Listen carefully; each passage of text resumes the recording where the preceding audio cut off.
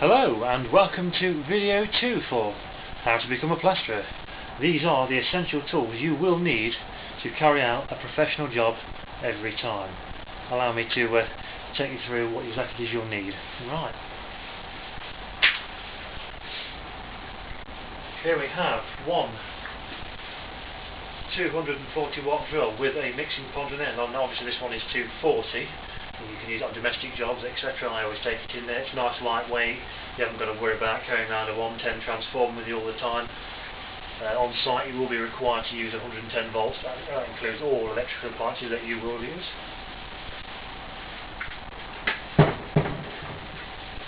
This is one 4-foot aluminium derby used for rolling up sections of backing coat work. Obviously straight. One 6-foot feather edge for rolling up larger sections of backing coat plaster. Second to straight edge. All these items straight. Taking down, that's as straight as you're going to get. That's a machined metal edge. When you do a dot and dabbing, etc. on the back, things like that. Same for the 6-foot level. Again, an ideal tool for dot and dabbing. You've got your plumb veils on there, both ways, diagonally across. Range it, open across, tapping down, make sure them corners are in. All these videos I will show you at a later date. Onto the spot board, you can see there's a whole host of tools there. Start off with the plastering hawk.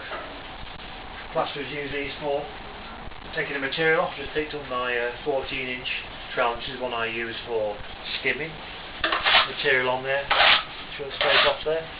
They do metal ones, but when you drag a metal trowel over a metal hawk, that noise to me is similar to the old fingers on the blackboard. It drives me bonkers, so I go for a plastic one, a bit lighter as well. I like them. Nice handle on there. So I've got the 14-inch plastering trowel. See, well worn, well in. Take about when you first get these, you really want to be looking at sanding the edges down, roughing them off, just taking sharp corners off, rubbing them down. Pre-bed, you can buy pre-bed trowels in. They seem to be a bit more money. Someone's gone like that with the sanding thing. You can do that yourself within half an hour with some coarse sandpaper. That's been a great trowel, still in operation. 13-inch trowel, I use this one specifically for all my backing coat work, dot and dab work, stuff like that. A good idea to keep it separate from your skimming trowels, because you don't particularly want the likes of the bonding coat, which is a backing plaster, all over your skim trowel to affect your finish. An 11-inch finishing trowel. Now this one I don't really use that often, simply because it's designed to go over, and it's going to sound contradictory, but an undulating surface. If you've got a ceiling, that's for example, you've got a ceiling which is curved like that, which is never going to be flat, no matter how many coats of plaster you put on there. And ideally it's with a smaller trowel, so the idea is to keep the blade in contact with the surface at all times. If you've got, let's just say, an irregular surface, this trowel is ideal for that, because it will keep in contact. Again, if you've done your own plastering board work, and you've taken the trouble to get your background perfectly flat, then you should have no problem using the bigger trowel. Right. These are my two favourite scrapers. That's just a basic 4-inch scraper using for prepping up, scraping any background, any high spots, any tags off, things like that before you commence, let's say, some reskim work on top of some existing render. That's a 5-inch Marshalltown taping knife. That is a bloody handy piece of kit to have. Sharp blade on there, good for scraping around again. Very versatile tool. Scrim tape, 50mm. Extra sticky stuff. This is available from your popular builders merchants, along with a Stanley knife, used for taping plasterboard joints, reinforcing corners, going over cracks, etc. Anywhere we want to reinforce the plaster. Sometimes what I use this for, this is a little tip for you, if you have got reveals to do around a window and they've already been painted, once they've been painted, they've been sealed, it's a low porous background. If you take the time and effort to skin tape all the way around that reveal using this, cutting it in nice and neat, you actually reinforce. You can actually use it as a minor reinforcing mesh tape. It's very versatile, and only with like a good amount of experience will you understand how you can use that for various jobs.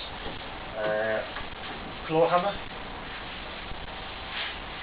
suitable nails, there are 30mm nails in there. They are used for tacking thin coat angle beads onto corners. Obviously when you've got a stud wall or anything like that, you can get a nice mechanical fixing onto there with a hammer and nails, no problem. I'm sure I'll show you in later videos. Again, you may find yourself facing a scenario where you've got an angle bead, you've been asked to reskim out some crappy council house where you've got to put new angle beads on there.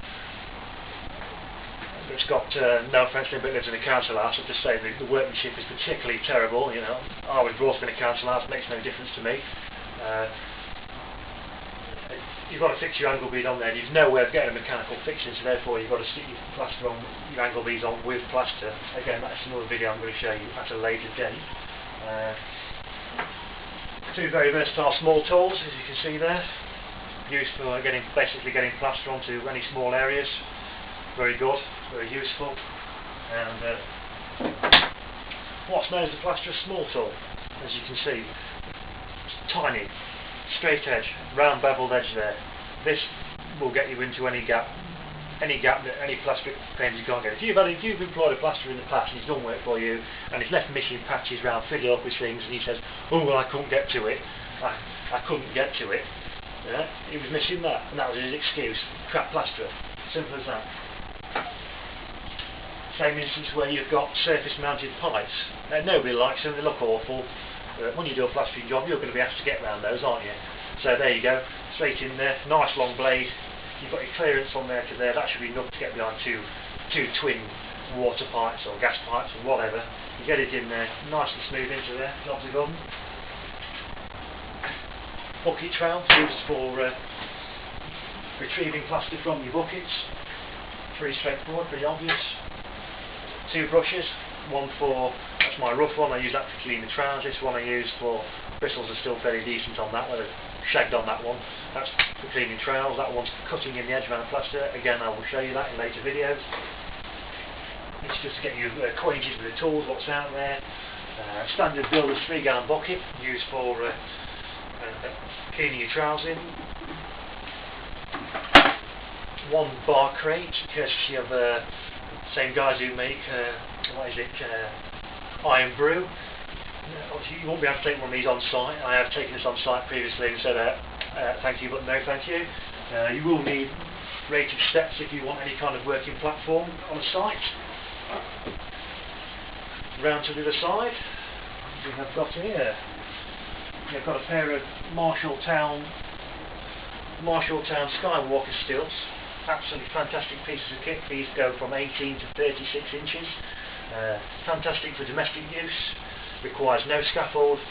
Aluminium, less than 2 kilograms each. Fantastic. Again, you won't be able to take them on site. You need a proper platform. Health and safety.